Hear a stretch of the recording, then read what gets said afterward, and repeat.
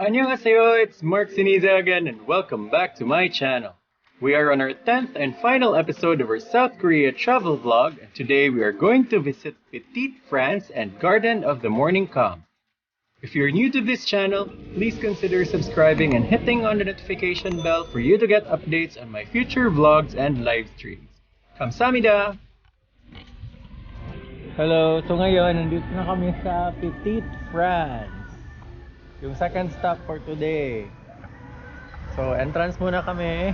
Ito daw yung mga location na naman ng mga K-drama. Oh no! Nahala. Sige, larga.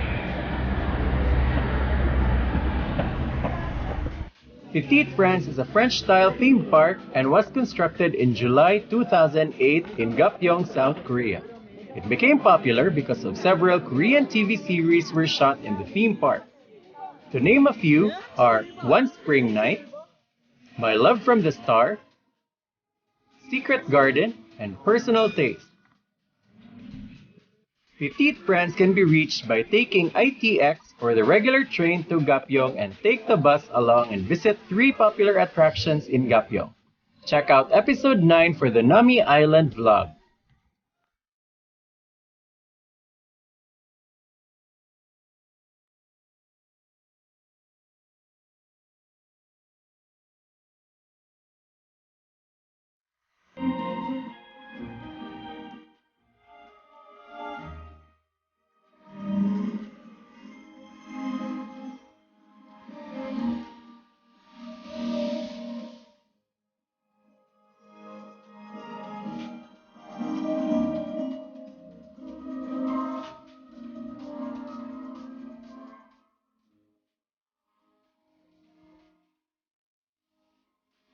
Okay, so nandito tayo ngayon sa Petite France.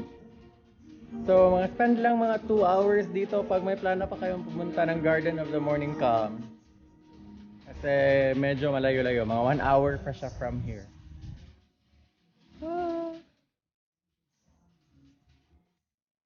Nice.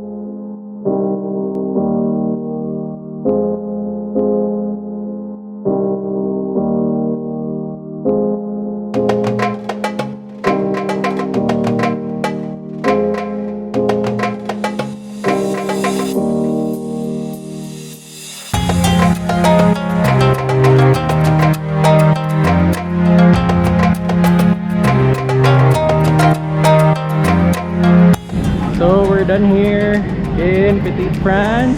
So our last stop for today, Garden of the Morning Calm. Hello, so nasa final location na kami ng tour na ito sa Garden of the Morning Calm. Okay.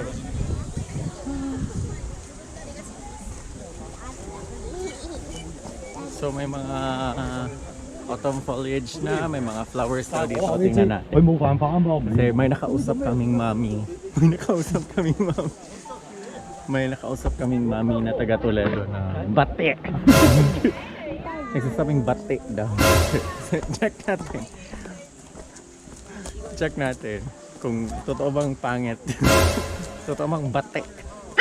Bonsai Garden. Diyon, basta magud magsige na kag-travel, ma-compare na magud na. Lagi na, sa photo na ka sa imuhang price. Uy, hanul po. Sagbot-sagbot. Wildflower Garden. Na si Lily Cruz dito. Wildflower Garden. Welcome to Garden of the Morning Calm.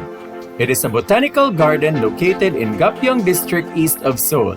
It is a beautiful garden with more than 5,000 species of plants and some rare or endangered.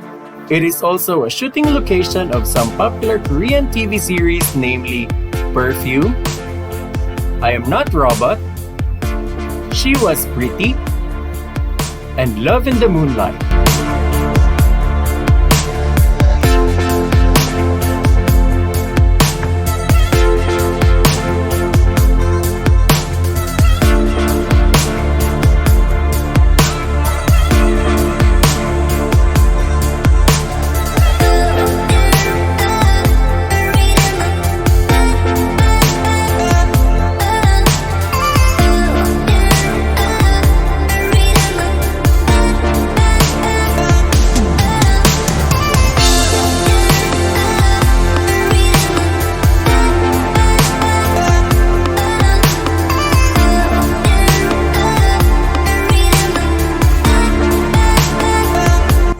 Okay, so ito na lang yung last stop namin ng garden.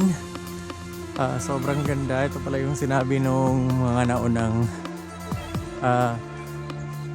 guest na narito kanina. So they call it sunken garden. Different colors of flowers. Ayun, sobrang ganda. Kakamangha. Tapos may mga Christmas tree pa oh.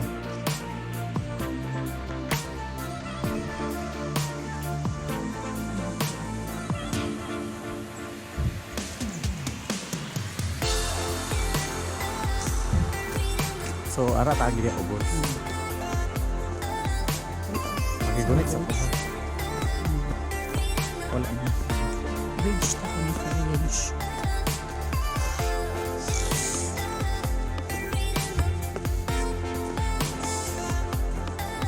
Naman ko stream.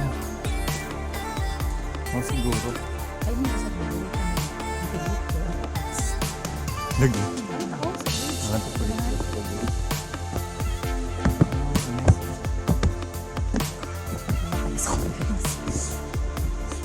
Batik man.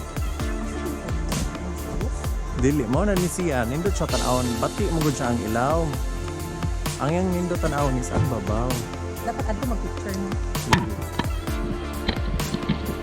Pareha niyo. Pare.